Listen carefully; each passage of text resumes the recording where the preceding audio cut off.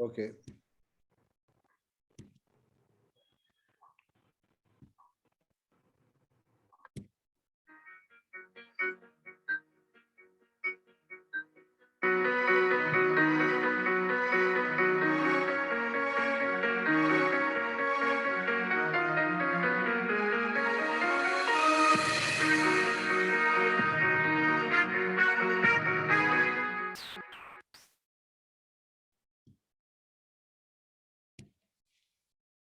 Moini.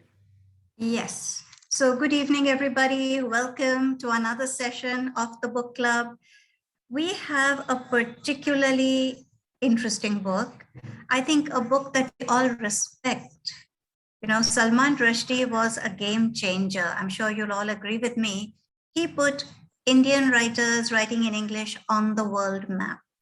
And I think for Indian authors writing in English, the game was changed. Thereafter, they found acceptability. We were no longer writers to be sneezed at. You know, Salman Rushdie had established the fact that Indians can write in English and how. Now, what a book Midnight's Children is. So I'm so glad that Nandini has chosen this book to talk about, and we are really looking forward to what she has to say.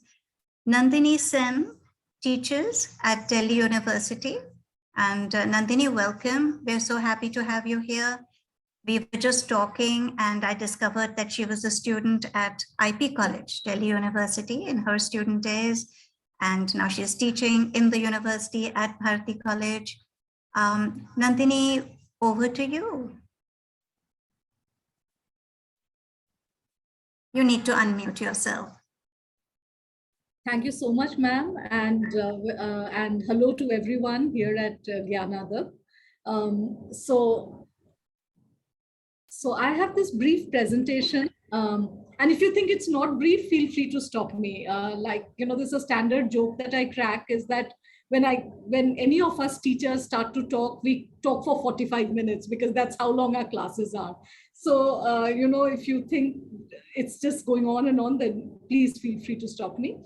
So how I structured this lecture, because this was going to be a group of people who are not necessarily scholars and doing research in the area, but reading the book for sheer entertainment and enjoyment. So I thought I'll talk a little about the author, though you might very well be sort of familiar, but I'll just take you a little through the biographical details of the author. That always helps because you can then sort of place the writing in context in a certain manner. And then we will talk about the text. And again, I will just talk about the areas which have interested me. There are, to say that we can talk about a text like Midnight's Children in say 40 minutes or 30 minutes is doing disservice, not just to Midnight's Children, but to any text per se, because there are so many, these are very, very nuanced texts. So you really can't do justice to them by just sort of talking about it. So I think what I will do is just highlight issues and leave it at that. And then I hope that we bring all of this up during our discussion and feel free to ask questions or to raise doubts or to answer them as whatever suits you. And that's how I think I've structured the thing, and that's how we will move. So I'll go over to my presentation right away. Yeah. No, it just came and it went. No, you put it again. It has not come. Okay, sorry.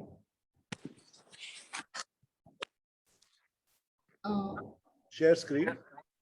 Oh, so I have to go through the motions again. Okay, okay. You have not shared it. You'll have to again share it.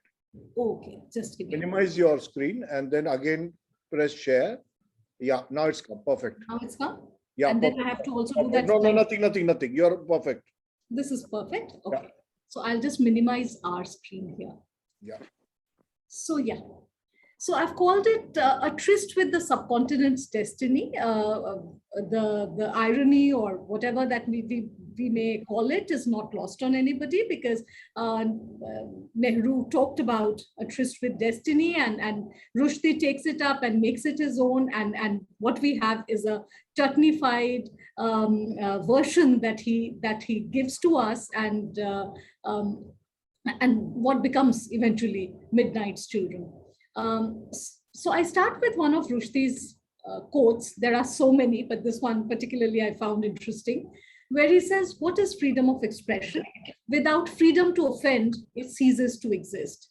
And this is so Salman Rushdie, that unless and until you offend, unless and until you say something which is so blasphemous that everybody sits up and takes notice, what's the big fun in doing what you're doing? And he successfully did it and had a fatwa imposed on him, which went on for the longest period of time, and he's even written about it. Sorry, some of you need to mute yourselves. Okay. So a little about the author, his biographical details. The full name happens to be Ahmad Salman Rushdie. He was born on 19 June 1947 in the erstwhile Bombay, now it's Mumbai for you, then British India, into a Kashmiri Muslim family. And he's the son of Anis Ahmad Rushdie, a Cambridge-educated lawyer turned businessman, and Nagin Bhatt, a teacher. Rushdie happens to be a British Indian novelist, which you all know. He studied history at King's College at the University of Cambridge.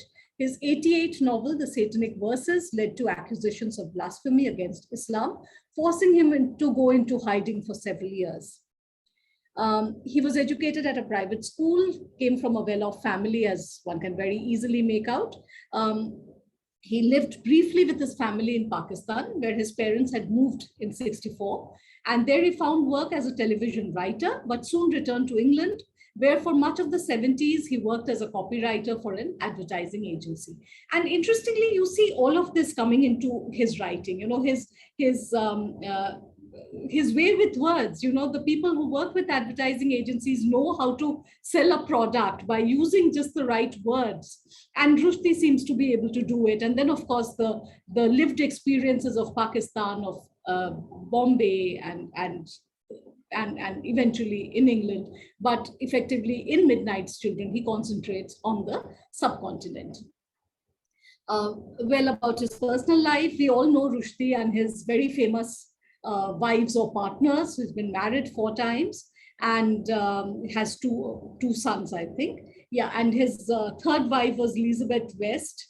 All of this you don't need to know. Of course, the one that I think we've all seen maximum pictures of is the model turned cook, who we have been seeing on TV quite a bit, Padma Lakshmi.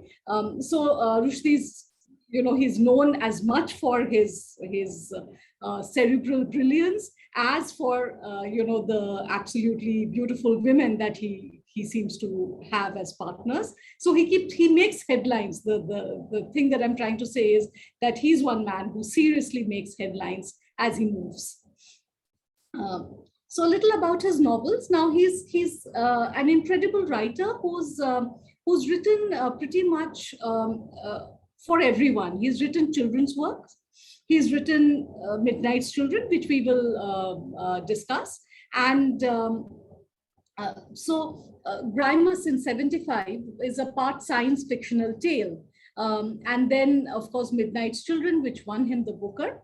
And Midnight's Children, as we know, it follows the life of a child born at the stroke of midnight when India gained its independence. And then what happens? Then the tumultuous history of the Indian subcontinent and the birth of the modern nation of India. So all of that is what Midnight's Children is about.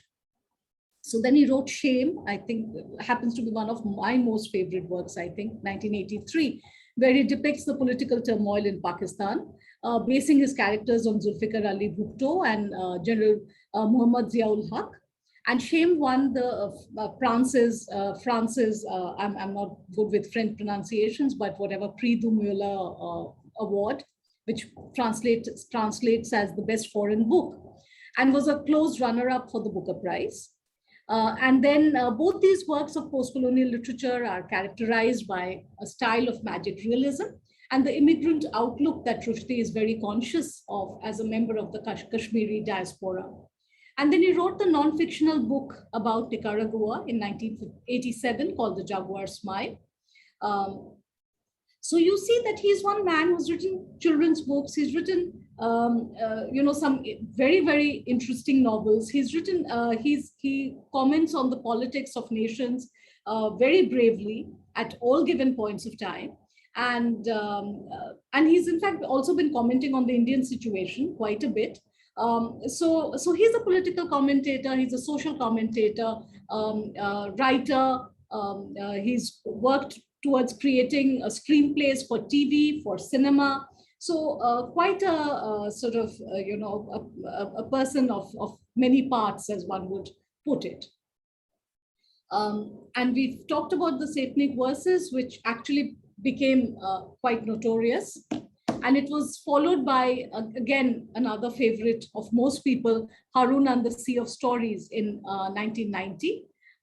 And this was, and written in the shadow of the fatwa, it's about the dangers of storytelling and an allegorical defense of the power of stories over silence. So this, I think, is very, very important and something that we need to understand. You know, whenever we have governments which wish to coerce or which kind of wish to subjugate its people to a certain way of behaving, it's the storytellers that they're scared of the most, because it's the storytellers and it is the intellectuals who eventually speak truth to power. And that is something that most governments are very uncomfortable with. So apart from this, he's written The East West, which is comes in 1994, The Moor's Last Sigh. It's a family epic ranging over some 100 years. The Ground Beneath Her Feet. And he's also, the song, U2 has credited him with the song lyrics. And then another novel called Fury, The Clown, The Enchantress of Florence. So, I won't go into all of this. And finally, the absolute recent one, I think it's pronounced as Quixote, and it talks about Cervantes' Don Quixote. And the one book which I personally fell in love with was Joseph Anton. It's a memoir which was published in September 2012. Joseph Anton is about his, is about his years which he has spent as a man who's being hunted. So he took on different names, and these two names are taken from, Anton Chekhov, and so he uses these names, and then the novel very, very poignantly takes us through his life, where he it's overshadowed by fear. You cannot go there, you cannot eat this, you cannot meet your son, you cannot meet your wife. Very, very, very nuanced, very beautiful, and extremely sad, that a person has had to lead that life because he faced the fatwa. Okay, so coming to the book that we are going to be talking about today, Midnight's Children came in 1981, and as an introduction, what Mohini ma'am said about being in awe of the text. Well, I will not say that I'm in awe of the text, but I think I agree with the second part of what she said, that it became a game changer for Indian writing in English. And I completely agree with that, because for the first time, here was this author who was not treating English as a foreign language. That's the difference that happened, because for the first time, we had an author who claimed English as his own. And he said that this is my language. I've gone to an English medium school where eventually, whatever my mother tongue might have been, English has become my first language. And I will use it as I please. And I will not be apologetic about it. See, earlier on, writers who were writing in English, and the three very famous writers that we had pre-independence, and all of you would have read them, Raja Rao, you know, the much loved Malgudi days, and so on. You know, but there was always this. Particularly, I talk about Raja Rao and Kantapura, and I'll come to it a little later also. In Kantapura, there is an introduction before the novel begins, where Raja Rao actually talks about why he's using English as the lingua franca for the novel that he's creating. And there is this dichotomy that here are the British whom we are fighting, but here is this language which we have accepted and adopted. So what are we going to do with this very problematic language? Are we going to be fighting it because the language is a hated language because we hate the colonizers, or will we accept it as something that has been given to us, the colonized people, make it our own and ingest it? Now, the earlier three writers who were very, very well known were very uncomfortable accepting it. And then, of course, you would have heard about stories, say about Michael Madhusudan Dutt, you know, much earlier. His poetry, when he wrote in English, it was apparently the poetry did not sound right. So only when he started writing in Bangla, the poems became more palatable, more rooted. So there was always this how do I put it? There was this this confusion and this sort of this apologetic stance that should we use the language? Should we not use the language? After all said and done, this has come to us from the colonizers. We are fighting against colonialism. So what are we going to do with this language? So here comes Salman Rushdie with his Midnight's Children. And he said, I know what to do with this language. This is my language. And this is my first language. And I'm not going to be apologetic about it. And I'm going to use it exactly how I please. I'm not going to be bothered with the way we have been taught the Queen's language. We will use it. So we will use the chutney version of the language because that's who we are. We are bilingual or trilingual. You know, most Indians are bilingual for sure. So he says, I will use it as I please. And I think that pretty much defined. So 1981 therefore becomes that definitive period where we have, you know, the older stalwarts were still debating language and how to use language and the politics of language.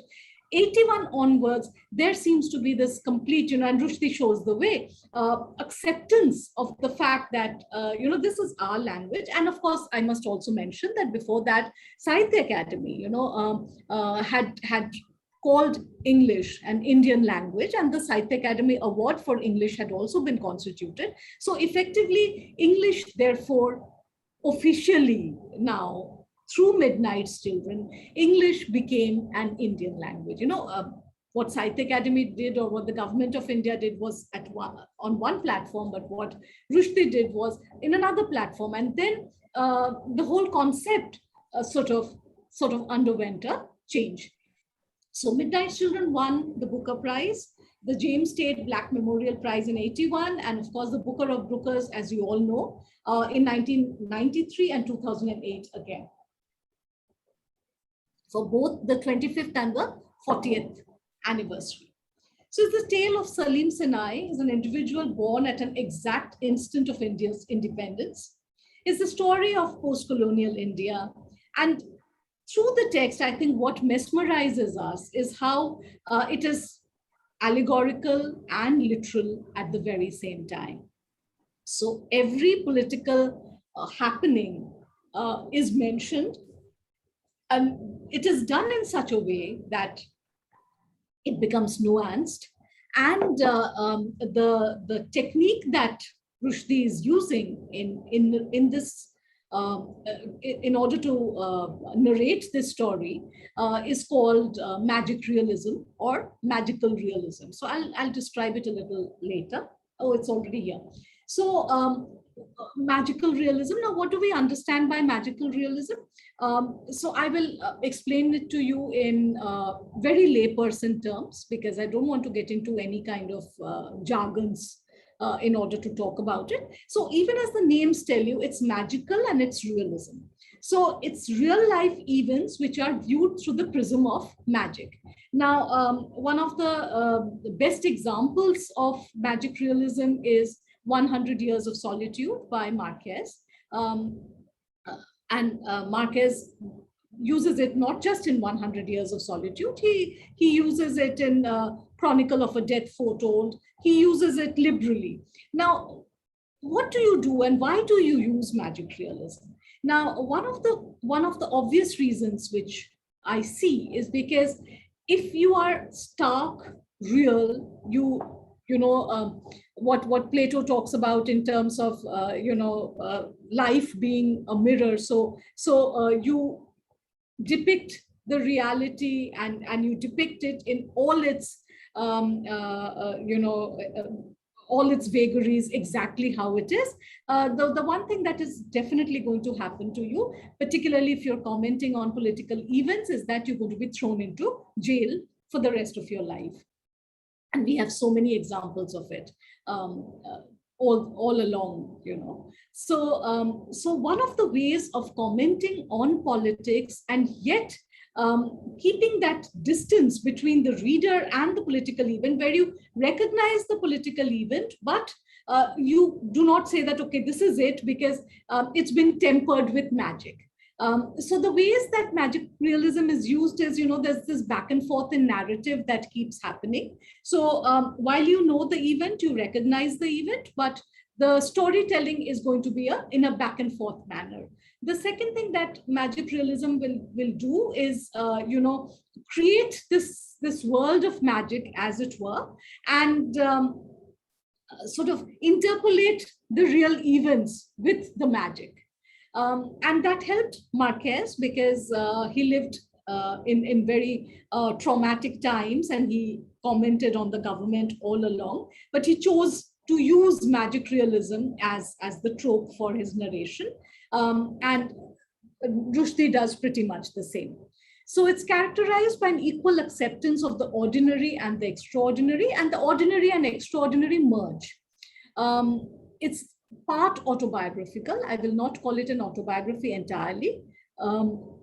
Midnight's Children is part autobiographical, where the journey of the protagonist becomes the metaphor for the nation's journey.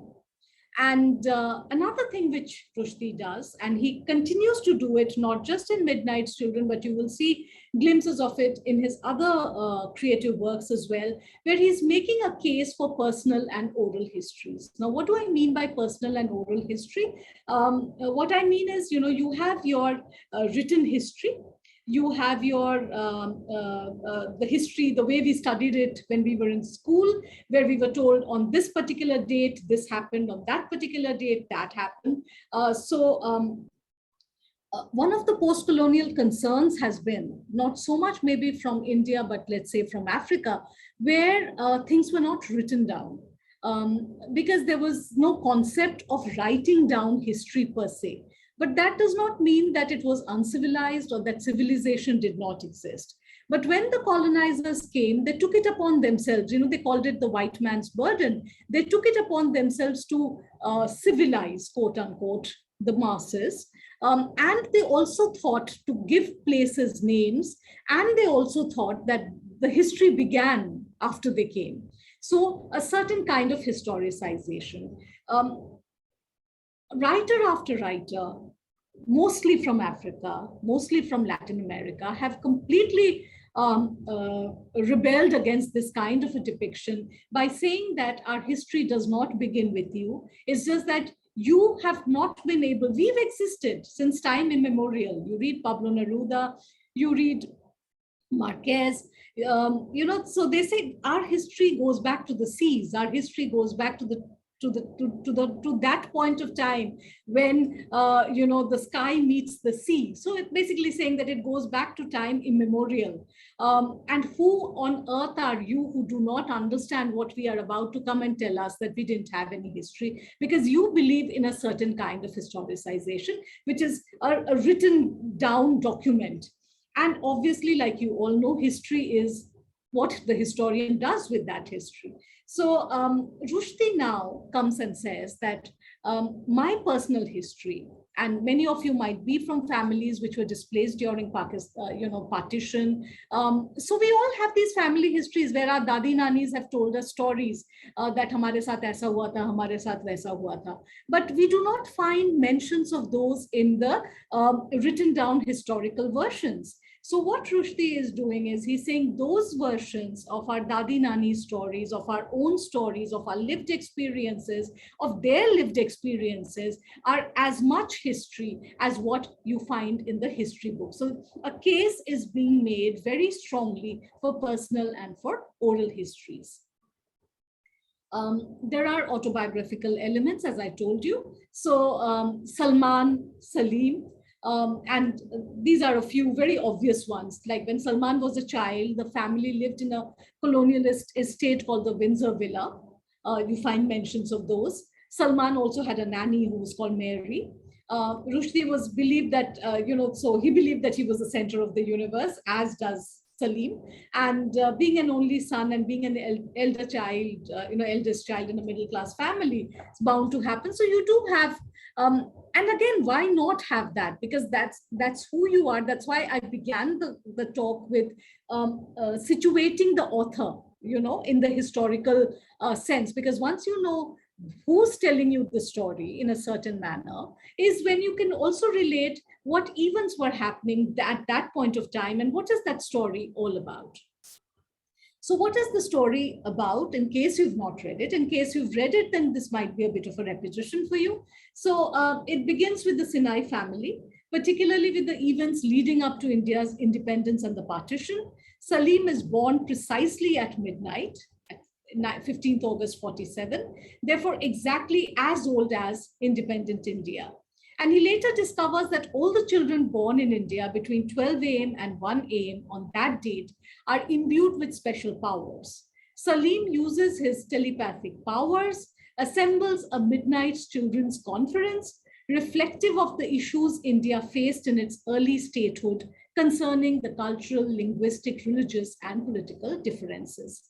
And then, of course, Rushdie's ability to play with names, play with Shiva of the knees, Parvati the witch, with notable, and all of these children have these gifts.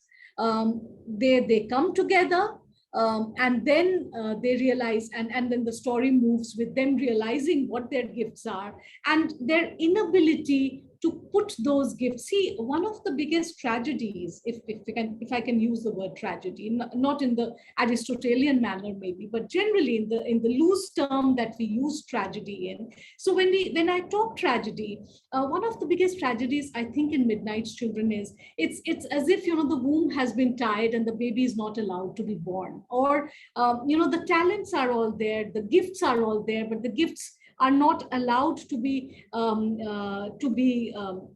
used the way they should be. And I think the crisis of our nation building has been this, that we have not been able to utilize our gifts perfectly.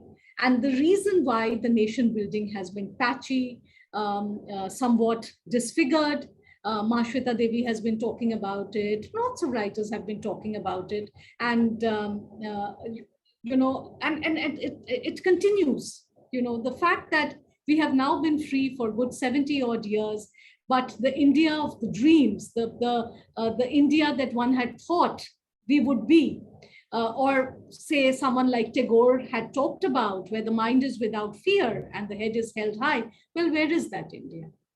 And I feel sorry that maybe we are losing it on a daily basis, and that's what I think the tragedy of the story is, and the tragedy of our lives are. Okay, so and then we find that Salim's family begins to migrate. So we have different countries that they visit within the subcontinent, the places that they go. He visits during this period. He suffers from amnesia until he enters a quasi-mythological exile in the jungle of the Sundarbans. And he's re-endowed with his memory. He reconnects with his childhood friends. He later becomes involved with Indira Gandhi's proclaimed emergency. one of the darkest periods, with Sanjay Gandhi's cleansing of the Jama Masjid slum. And for a time, Salim is held as a political prisoner. These passages contain scathing criticisms of Indira Gandhi's overreach during the emergency. And of late, I think all of you and all of us have really been talking about the emergency quite a lot, because we have been seeing glimpses of what happened then to what is happening currently. The visuals of the emergency, some of us who have not seen it but have only read about it, and some of you might be there who've seen the emergency, might be able to make the connect between what is happening today and what had happened at that point of time. And use that very cliched phrase that history repeats itself, and another very cliched phrase that we learn nothing from history, and it continues, it's cyclical. Similarly, you have Salman and Salim. So Rushdie had gone off at the age of 14, he went to England, but Salim Sinai continues to live in the subcontinent.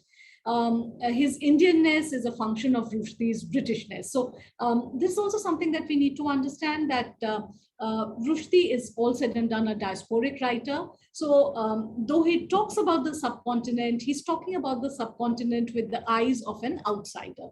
He's not an insider. So while the critique is extremely justified, I will not dispel or argue with the critique, but the fact also remains that here is also the outsider's view to what is happening to the subcontinent, which he's watching, from the shores of, say, richer and more, quote unquote, more democratic countries.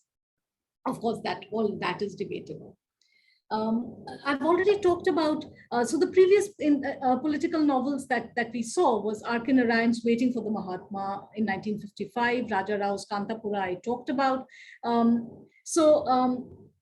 So these were people who were, pre-independence, who were writing about India, mostly because they felt that they needed to reach out to that audience abroad and sensitize them to what was happening in India. And then I also talked to you about how they were very conscious of the fact that they were using this language, which they were very uncomfortable with, not because uncomfortable, not just to be able to use it, but uncomfortable also because it belonged eventually to the colonizer. Another thing that Rushdie achieves, which I might add here, earlier when writers were writing in English, they had this tendency, because they were writing for an audience abroad. So they had this tendency to try and translate.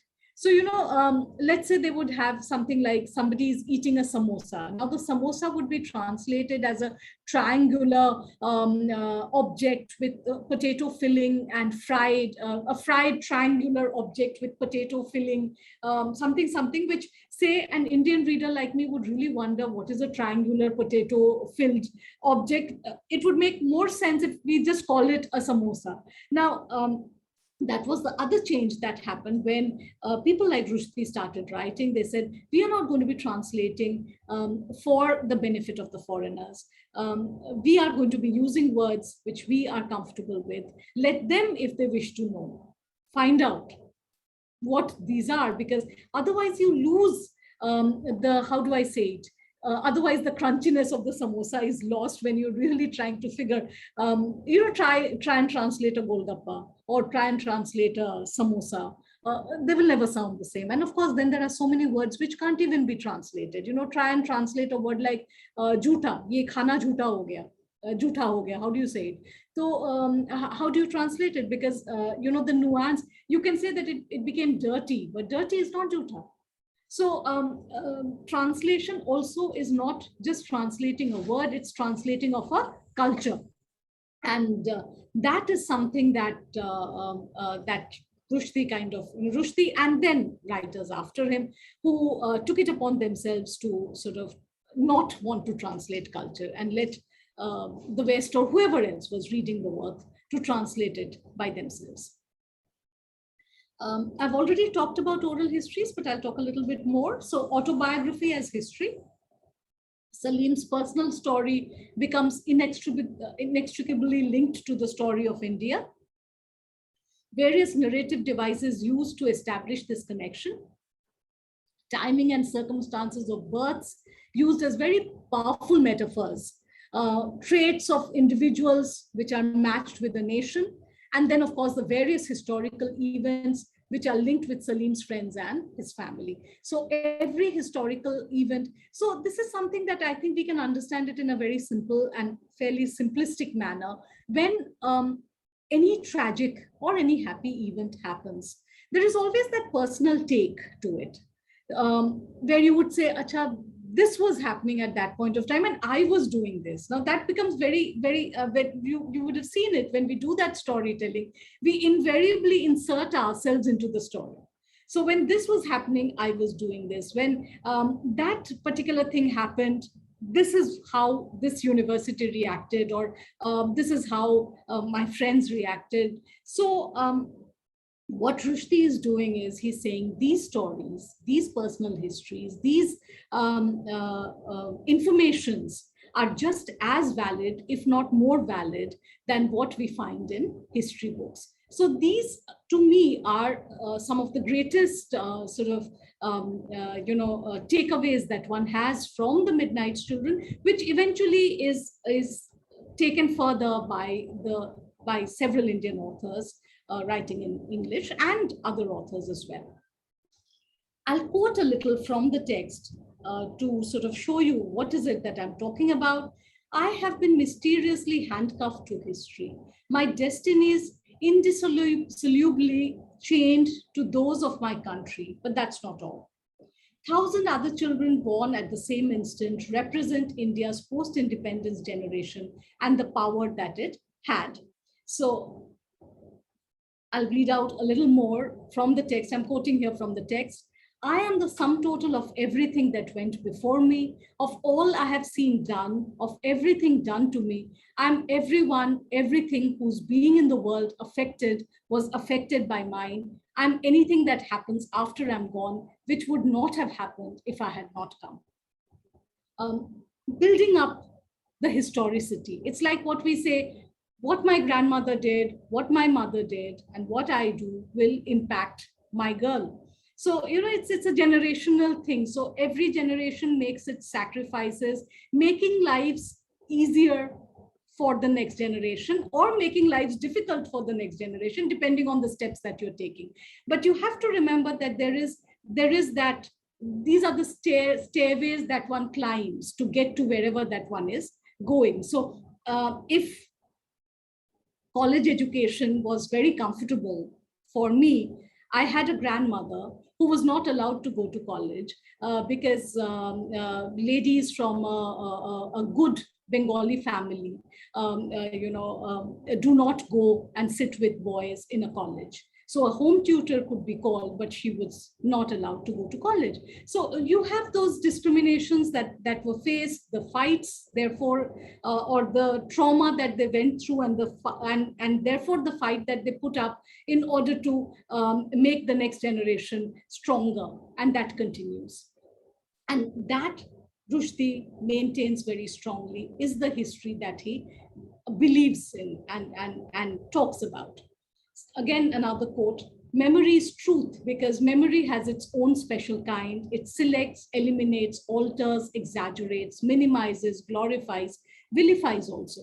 But in the end, it creates its own reality. It's heterogeneous, but usually coherent visions of events that no sane human being ever trusts someone else's version more than his own. So you'd completely understand this, the role of memory. Now, how do you create history?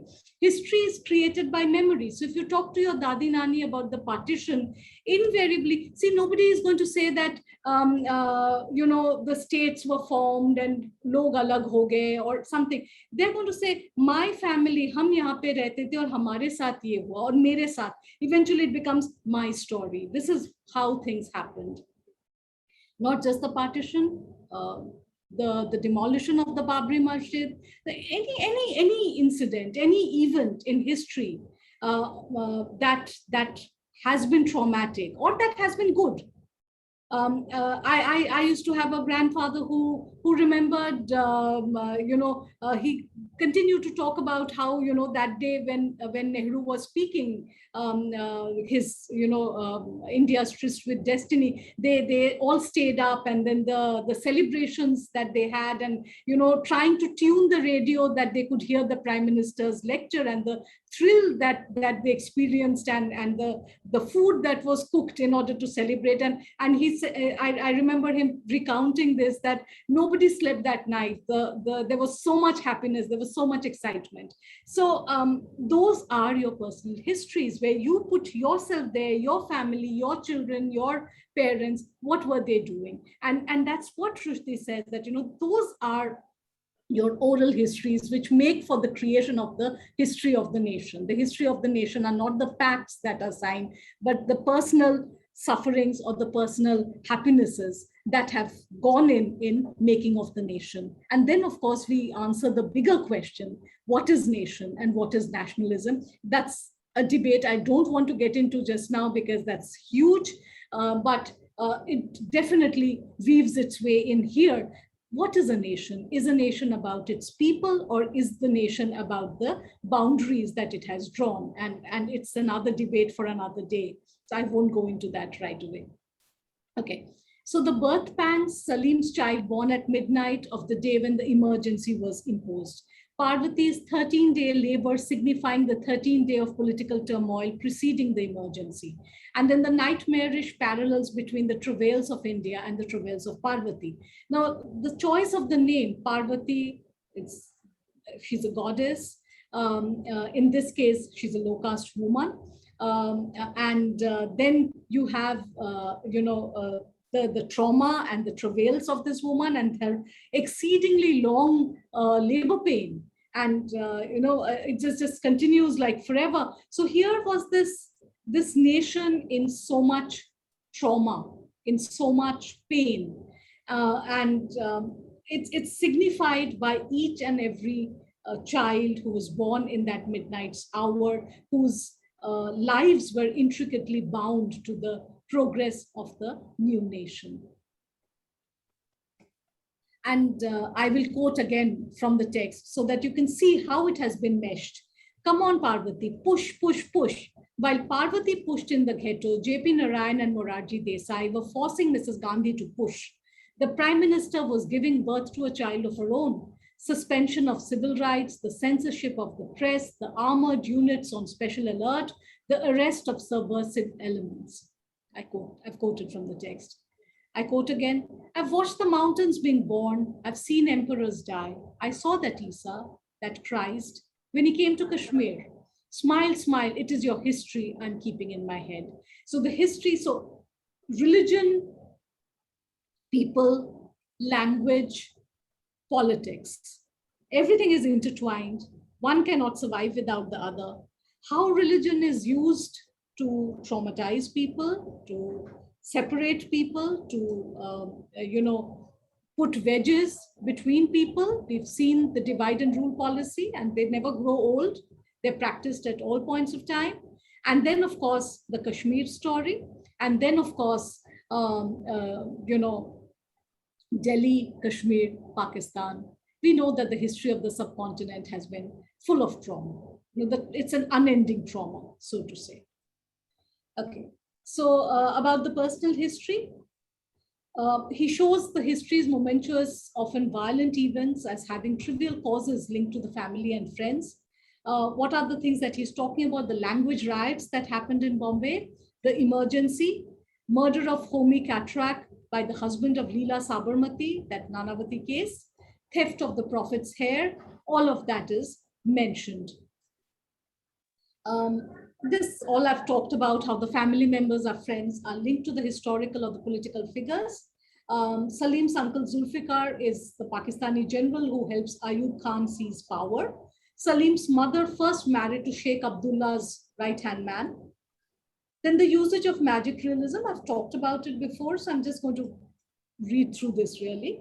So the fantastical occurrences included in the real world, which are presented as normal events, the powers that Salim and other Midnight's children have, Narlika's luminescent ashes and Ahmed's fading skin, and the view of history centering around Salim and his family, only because Salim is the storyteller. So like I was saying, you are always at the center of your story.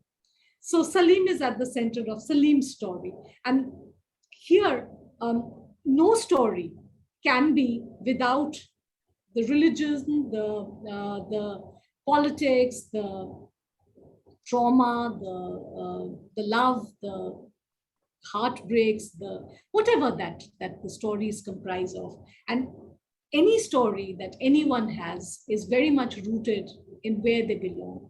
So this is Salim's story. So Salim's story comprises of the growth and the birth and the trauma of, of nation building.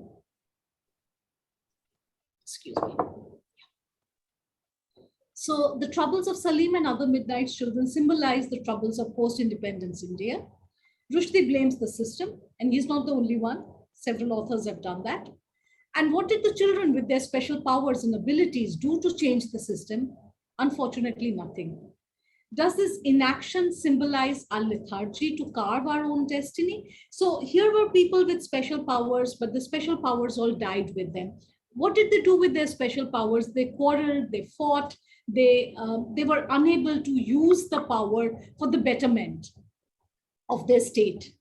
And unfortunately, that is precisely what has happened. Now here are, the subcontinent we all know in terms of brains, in terms of ideas, in terms of in terms of everything, we are blessed. But to take it to the next step, where we can probably start to carve our own destiny in the manner in which we would like, is something where we have faltered. And that reason is as much political, as social, as religious, as the trauma that we see in the existence of the subcontinent. And okay, so I will now end this presentation. I hope I've not exceeded my time. I'm again quoting from the text. Who am I? My answer: I am the sum total of everything that went before me, of everything that I have seen done, of everything that has been done to me. I'm everyone, everything whose being in the world was affected by mine. I'm anything that happens after I've gone, which would not have happened if I had not come. Nor am I particularly exceptional in this matter. Each I, every one of the now 600 million plus of us, contains a similar multitude.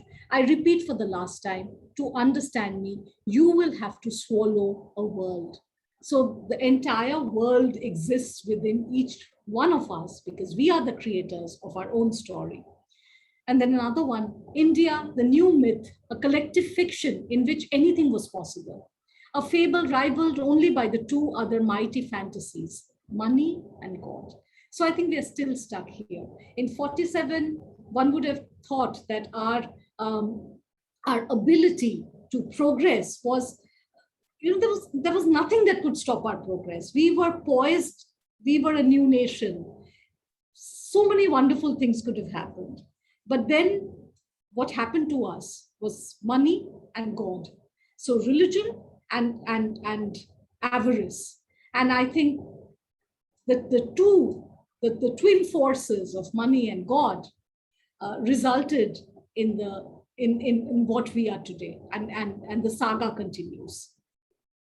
So I think I'm now at the end of my presentation. I'm stopping this and yeah. Over to all of you. Okay, everyone, please unmute yourself so that you can ask questions. Nandini, thank you. That was excellent. I just would like to have your opinion. What do you think is the greatest achievement of this novel? I mean, one thing, of course, we talked about at the beginning was that Rushdie sort of opened doors for all Indians writing in English, right? He established the fact that we can write English, right? But any other, what would you say are the achievements of this novel? I think I pretty much listed them out. The fact that he claimed English for his own. The novels that follow Salman Rushdie's novel, so whether it's Amitabh Ghosh, whether it's Amit Chaudhary, whether it's, there's so many writers that we've had, there is that ease with English, which are the writers of the previous generation, pre-independence India, that ease with the language was not there. There was always that sense of apology, which was pretty much there, that should we be using the language, should we not be using that language, or what are we going to be doing with this language? So with Rushdie comes this complete ease. This is my language. This is my first Excuse language. me. Yeah. Excuse me. I would like to say something here. Well, 1 minute, I- let us speak, and then who is that? Sheena, This I'll is- call you up. Go ahead, Nandini, complete your sentence. Yeah, no, so I think I've made that point, so it's okay. Oh, okay. Somebody Sheena, was go ahead. speaking, please go ahead. No, it wasn't me. And It was Uma. It was. I it was cannot I, start it my was, flow even. Who So, was was- it? yeah. It's It was Uma. Uma. Uma was saying, yes. Uma, go I ahead. feel, if I may say so, that writers like R.K. Narayan and Raja Rao and many others, they actually didn't really know how to write in any other language as comfortably as they could write in English. Uma, can you switch on your video? We can see you. Yes. Okay, there you are. Go ahead. Uh-huh. Go ahead. Start. Yes, the thing is that they could express themselves much better in English.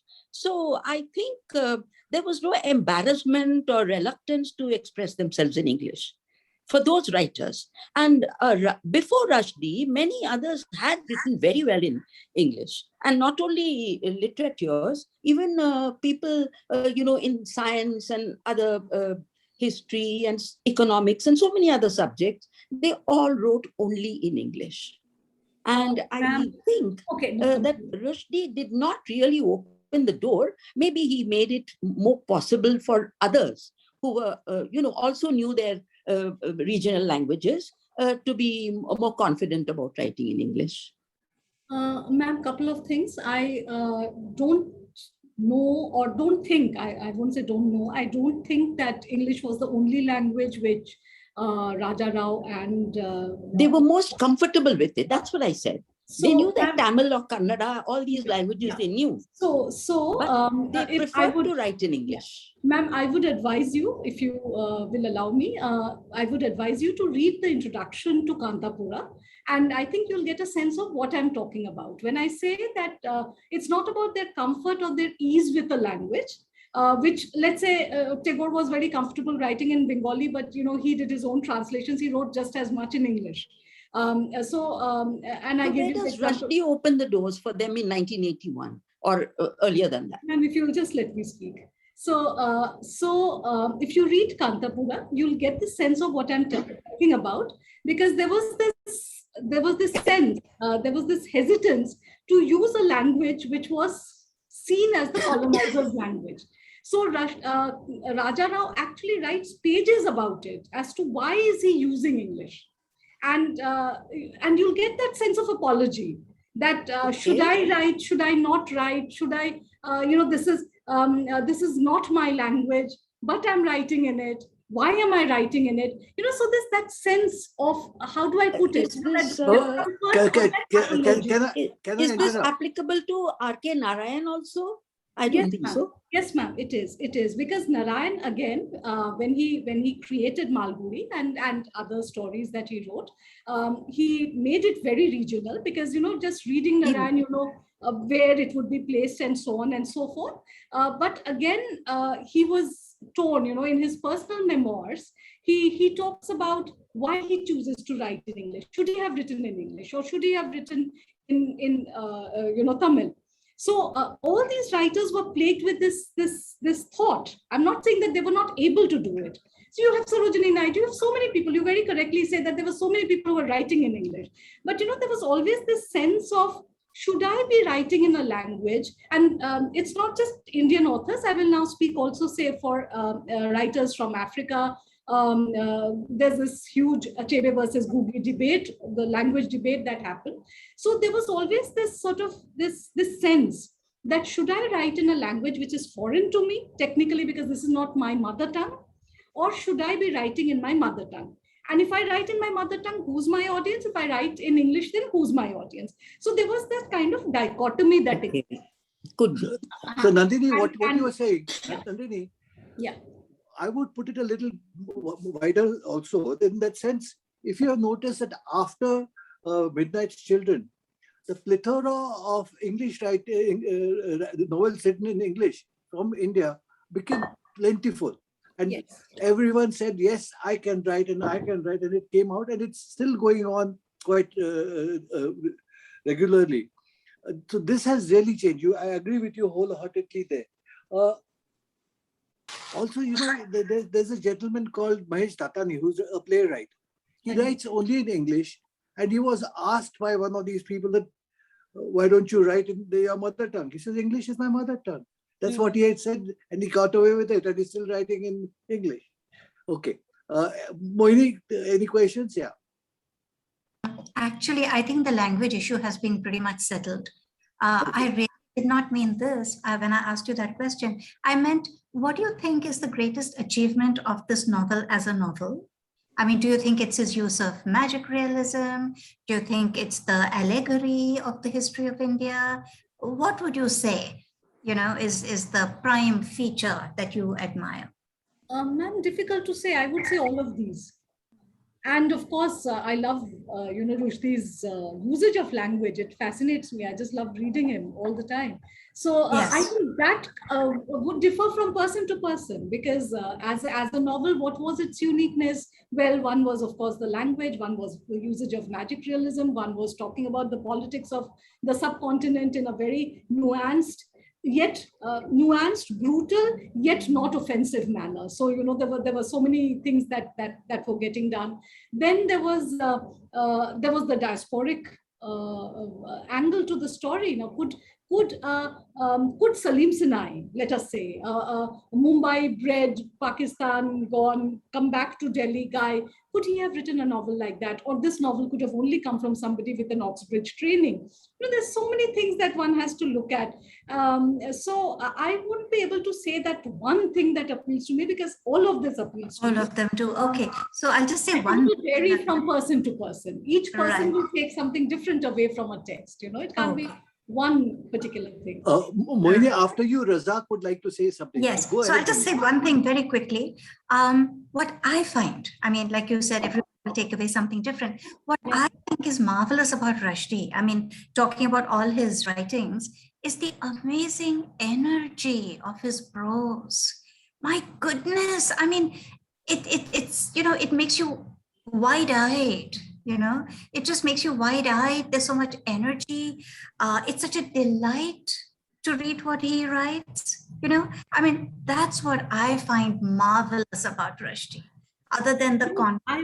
I would completely agree, but believe you me, the previous lecture that I gave, from where you got my reference, there was a gentleman, a teacher in that same university, who actually spoke and said that barring Midnight's Children, nothing of Rushdie's is even worth reading.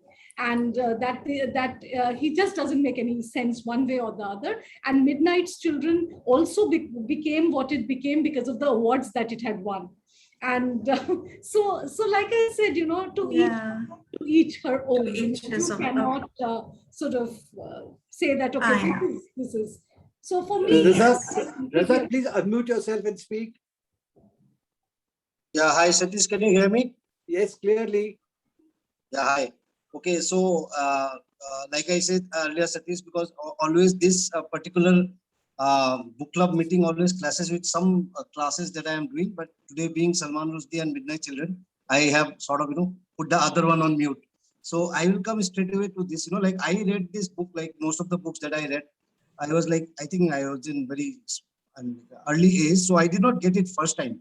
But later on, I read it again and then I got it. But what I want to ask you, you know, like this is my take. In my class 12 with my teacher, housemaster, I was in a boarding school. we plan to do like those inter-house competitions that you have for declamation. So I try to do this first para, the first lines from pages from this book, when he describes the birth of the nation, and those lines like spell it out, spell it out. So I read this book very profoundly and I took it very seriously. I try to say it like, oh, spell it out, and my teacher was, no, you do it like jocular, oh, like like in a sarcastic way. So I had a debate with my dad teacher. I am still not very sure. Do you feel Rushdie like wrote it seriously, or he meant those things in a lighter vein? See, that is a tough one. When I say that is a tough one, is what I was telling Mohini just a while back, that, to each her own. You would, it's a difficult question, because did he mean it like a fun thing, or was he dead serious when he was writing? We will never know. He intends for the whole thing to get passed off as some kind of a big joke. Why? Because if it doesn't go as a joke, then he would have been a political prisoner. If you take him too seriously. So it's best if you keep the humor alive and sort of, allow it to be free flowing. But again, when you're reading it seriously, it's an absolutely valid reading, and why not? So I don't think we can question that. It's like, I think all of us would have done Mark Antony's speech for all our declamations. Each person would recite it differently. So a book is how you react to it. It is it's not that there are these parameters within which you have to bind it, or this is the way to read it. No, there is no such thing. You read it, you impact upon it. It is how you look at it. If your teacher thought it was a fun text, it was a fun text. If you thought it needed to be taken seriously, it needs to be taken seriously. Yeah, thank you so much, Nandini. And the reason I laugh, because you mentioned Mark Antony's speech, because that is the one I tried next year, and I took the joke, and the teachers sort of had me, because they just did not want anybody to sort of kid with the classics. But one thing I just want to mention, I'll just 30 seconds. Again, Razak, I'll say that is the problem with teachers. Who tell you what to think about a text. That is so wrong, because it is for the students to interpret and do, and not students, it's for the reader. Every reader will impact upon a text as per his or her sensibility. There can be no prescribed way of understanding a text. And you might think I am pulling your leg. My teacher's name was Mrs. Sen again, Mrs. Sharmista Sen. Anyway, so I just want to add one thing about Salman Rushdie, because about his books being like nothing. So I have read most of his books. I probably have not read the last two, but I found most of his books good. But I do believe that he could not match up. This is my personal opinion, to Midnight Children thereafter. In fact, the book which he wrote before Midnight Children, that was Shame, which is based on the Pakistani story. Even that I found very, very profound, and I because that was the first one I read. I was like, oh, how come this author is getting away by saying all these things? So yeah, I do agree, like that probably his best two were his first two. Thank you so much. You're welcome. So you saw his reaction. So, a lot of people feel that way, that Midnight Children is all that is there from Rushdie's table to worth reading. There's nothing else that appeals. Shame might be a close second. Harun and his stories would probably be a close third. But many people say that the rest do not appeal at all. Whereas I would say, for me, Joseph Anton has been a brilliant storyteller. I loved it. So, if I may, Razak Sharmista was a friend of ours. if I may, Yeah. Yeah, Okay. Sharmista Sen, Shillong, you know her? Yeah. Okay. No. We're talking of someone different. Okay. Are you on? I was that Sheena wanted to say something. Sheena, Let Sheena say, I'll pop in later. Sheena, Yeah, I want to say something, but I think my video has been stopped by the host, so I no, can't. it is not. I can't Just switch it start. on. it. Unable to start. yes, it has. We're getting a message saying the video has been stopped by the host. Okay. Oh, Abid, Abid, please Abid, allow the videos to be on.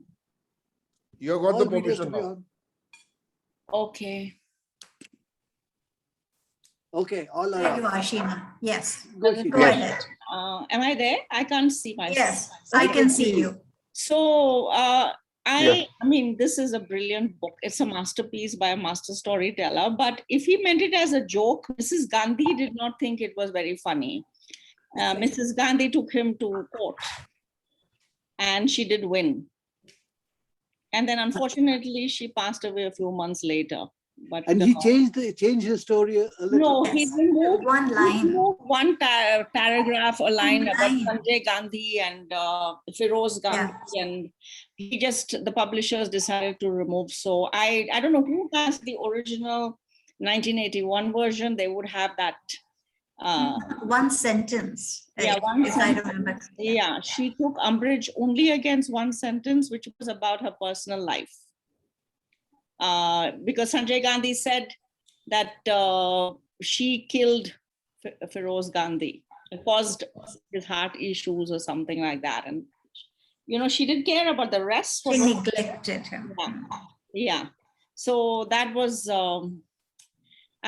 quite impressive, I thought, because he refused to meet Mrs. Gandhi in 1982 when Margaret Thatcher tried to, you know, to have a reconciliatory lunch, and he didn't turn up for the lunch.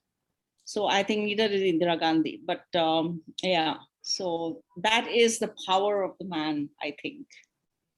Yeah, I would completely agree. But then again, I would say those were kinder times. I mean, imagine if that were to happen today, and you know, so we can only think what the repercussions might have been. I would still say those were kinder times when the Prime Minister took umbrage, and there was just this one sentence which needed to be removed. I know. What is more important, she went to court. She didn't take unilateral decision to do something, etc., which Yeah, like banning the book. Okay. Yes, she didn't ban the book. Go ahead now. Your questions. Nandini, I just wanted to ask you, I loved the novel Shame. And I felt that it had a tautness, you know. I mean, it's so much shorter than what he usually writes. Yeah. And it was delightful reading, absolutely. You know, the humor, the sharpness, and there was a structure.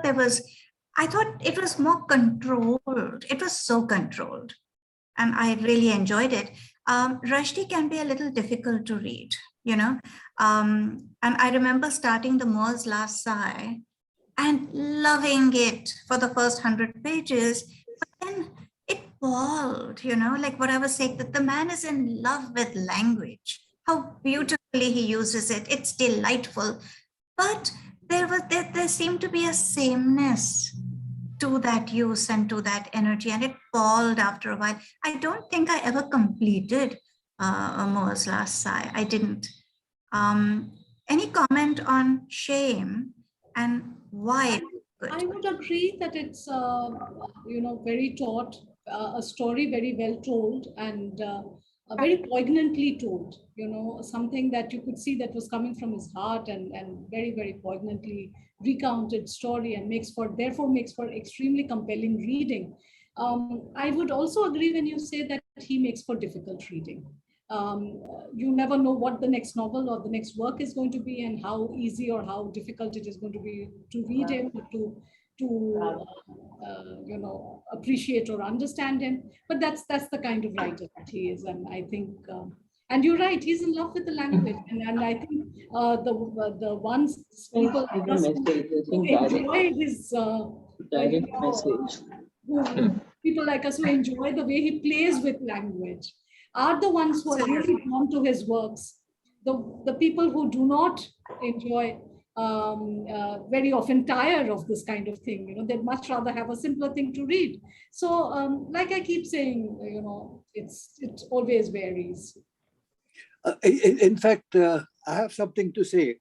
I don't quite agree with Mohini, and I hope Chetan is around. Chetan always enjoys this when I differ with Mohini on right when we are talking about. I think Midnight Children is his best novel.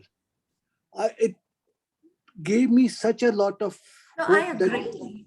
so such a lot of hope it gave me that yes, we can really make a good novel out of we can write. And I'm surprised that he didn't get a Nobel Prize, or should be getting any time now. But this is, according to me, what was very, very. It brought out that Indians could write like that, and I enjoyed and read it once and twice and thrice just to. I can't quote his words, but there are certain words, etc., which I thought I was going to write down, but I forgot to write them down. It really move you completely. It's masterly use of the language Yes, to say what very he much wants so. to. Okay, Mo, take over now. I think there's no one there. Today seems to be a. Anyone? Yes, Tazeen would like to ask. Where's Tezin? Go ahead. Oh, yeah, I Tezin. wanted to say that to tell Mohini that I enjoyed More's Last Sigh also, because I just enjoy the way he enjoys writing, sort of, Yes, There's delightful. great love It's for. infectious. Yeah, Yes. It's infectious. So It's you just infectious. keep on and on. You just get into the novel. I enjoyed More's Last Sigh, and also Shame. Shame, I think you are very right. It's a solidly compact book, because after reading Midnight's Children, which is all over the place, Yes. when we come to Shame, you find it something Yes. very profound and very moving, And controlled, so That's what I meant. Very thought. And like what they say about the Victorian novel, that loose, baggy monster. Rushdie's novels, I think, tend to be slightly loose, baggy monsters. No, but that is what makes it more interesting. If you're just focusing there and going like that, it isn't. You have to open your eyes further and see things. I believe that all those thoughts that come in your mind, my mind, etc., have to come forward. And that's what it Absolutely. is. But it is such a surprise. I find Shame such a surprise that how come this one novel is so taut and all the others are these big baggy monsters, as it were. It's just I incredible. love those baggy monsters. No, now. I'm not saying I don't, The ground- Satish. That is I'm the just book, saying The how Ground in- Beneath Her Feet. I could never read that. I found that very, Which really one? good. The Ground Beneath Her Feet. Okay. I couldn't. I didn't started try it. twice, and I didn't get through it. So that's the only one of Rushdie's which I found was a struggle. But I love More's Last Sigh also. So I enjoyed today's session. Was wonderful, Nandini. Thank you so much. Thank you. Thank you so much. Thanks a lot. Ginny from New York. Have you I read? can't- I have a message that I can't start the video because my host has turned it off. But I Okay. want to thank the presenter. It was absolutely wonderful presentation. I read the book about 10 years ago, and I really missed all the political parallels. I would love to reread it. I'd like to take your class, Nandini. Thank you. That is so kind. Ginny speaking from New York. Yeah, I figured. And she had invited both Mohini and me to attend her book club. And I think she enjoys our book club better. Thank you. Thank you so much. That is so kind. There you are.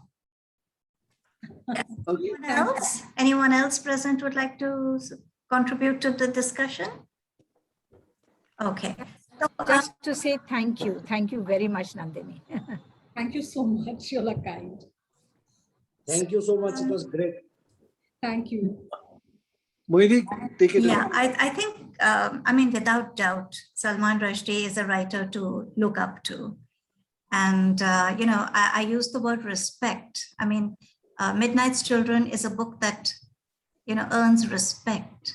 I think it's, and by the way, this language thing, I mean, I think it went a little too far initially, but may I just say that those authors that we were talking about, the early ones, Raja Rao, R.K. Narayan, Mulk Raj Anand, I happened to have gone to a conference in Delhi where all three were present. In fact, every luminary writing in English, this is in my college days in the 70s, when I was at LSR. And the press was there and they were invited to ask questions. Initially, no one present asked because it was such a large gathering and everyone felt they wouldn't be heard and all that. And the questions were all about language. Why have you chosen to write in English? And all of them, not only these three, but all the 10, 12 odd luminaries that were present, chose not to answer that question because that question had become so stale. Enough already. We were in the 70s. I think it was accepted that yes, English is a language that many Indians are most comfortable with, even above their mother tongue possibly. And they were writing in it. So each one of them, when he got up, he said, I would rather talk about something else, and that's what he did.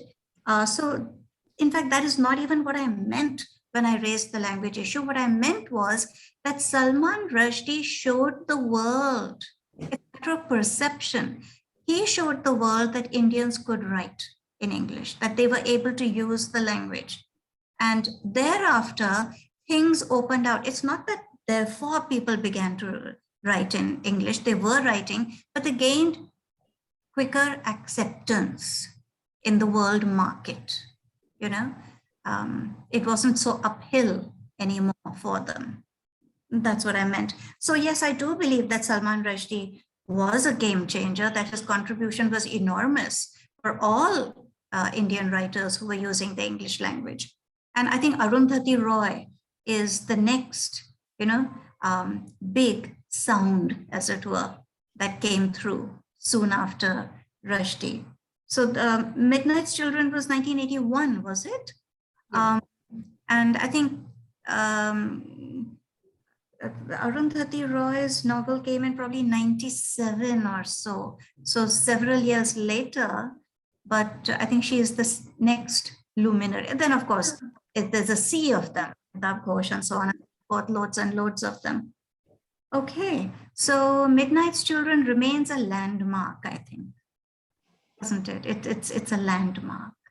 Nandini, would you like to say anything else? Closing remarks or putting things up? Would you like to say something before we close up? Okay, so thank you so much for having me. This was fun.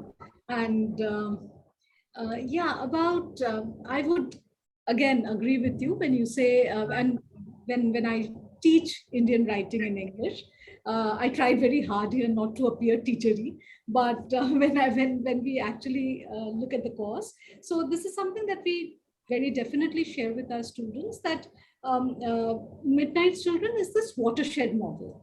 It's a watershed novel because of the various issues that one talked about, and thereafter the kind of writing, and it happens because you seize the language as your own.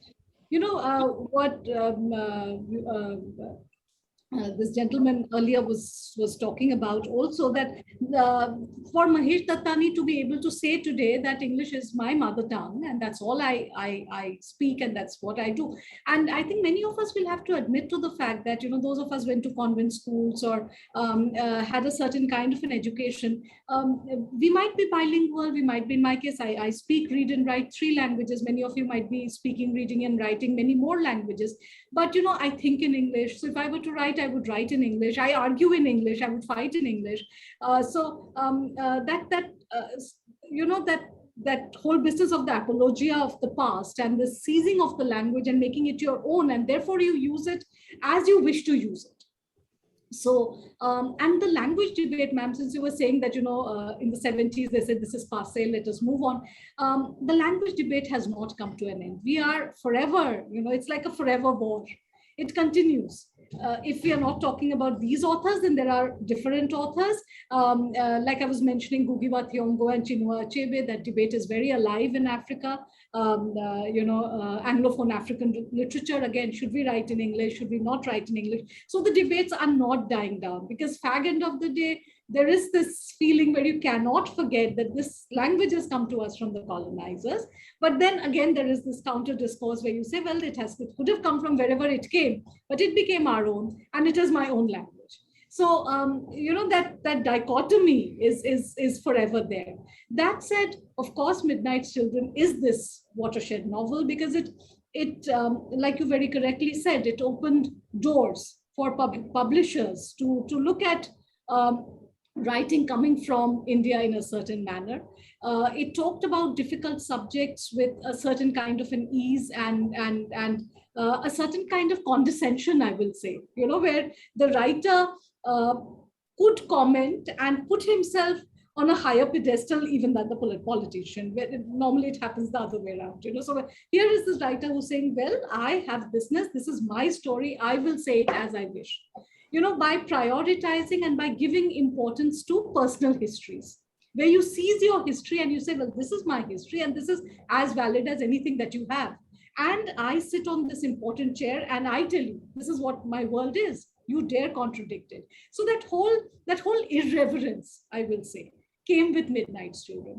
And that, apart from, when we talk about Midnight's Children, I think we've all been gushing about the language, the beauty, the sheer beauty of being able to read that kind of prose. So all that, of course, has won him the Booker of Bookers and so on and so forth. And of course, a great deal of notoriety with satanic verses, even that has happened. So yeah, I think for the first time in the canon, if we say, of Indian writing in English, we had a superstar kind of writer, which earlier somehow did not exist. Yes. And the next author that you named, again, a problematic text. See, a lot of people, even when Arundhati Roy was acknowledged, now in all foreign universities which teach Indian literature, they teach Arundhati Roy. Whereas to a lot of people, if you ask, it got mixed reviews within India. A lot of people did not like the book. And some people like the book. I mean, so like I said, it's very difficult to say, okay, this is that book. Because every text appeals to a person in a different manner. Not to take away from the greatness of Rushdie's writing or the greatness of Midnight's Children, or the very fact that we've all congregated on a Sunday evening to talk about this particular author goes on to show that the text lives on with us. Even though it was written as early as 1981, it has continued. And also because the politics of the subcontinent also does not change. It just goes on cyclically. The same problems, the same language issues. How many language wars have we had, Every time it comes up. Should we go for a regional language? Should our education be in regional language? Should it be in English? These things don't die out. And not just language, then of course, poverty, illiteracy, position of women, rapes, problem areas continue. They have not changed. It's like we don't learn from history. We are condemned to repeat it, and we are continually repeating it. So therefore, the book continues to be relevant. It doesn't die down. It's the same story. We're rereading it. So yes. Before we need, I think Farooq wants to make a statement. Yes, sure. I just want to say, Nandini, two quick responses from you, please. One is, Satish said that he was surprised that Rushdie hasn't got the Nobel. Do you think he will? Do you think he should? And how much has Rushdie been enjoying the shock value of things that he does?